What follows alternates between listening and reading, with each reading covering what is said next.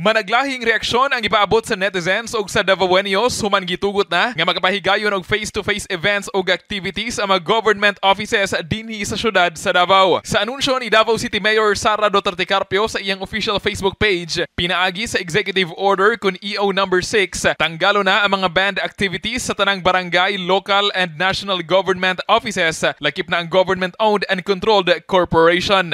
This is lifting Executive Order number 69. What it says is that katong mga prohibited face-to-face events sa EO 69, they are now allowed face-to-face events and encouraged sila sa hybrid or online events. Kini nagpasabot nga mamahimo na nga makapahigayon og face-to-face activities sama sa inauguration, anniversary, ribbon cutting, blessing, turnover, groundbreaking, launching program, press conference ug uban pang susamang aktibidad. Apan managlahi ang reaksyon sa netizens, adunay nalipay tungod sa pagbalik sa face-to-face events. Apan adunay mga may komento nga kay hapit na ang eleksyon maong gitugutan na ang face-to-face events sa syudad. Padayon usab nga gisugyot ang pagpahigayon og aktibidad pinaagi sa online aron nga malikayan ang risgong hatod sa COVID-19. O kung mapahigayon og face-to-face activities, gipahinumduman ang tanan nga istriktong sundon ang minimum public health standards. Kasama mo sa balita og serbisyo publiko, Radyoman Kirby Manzon, Tatak Arman.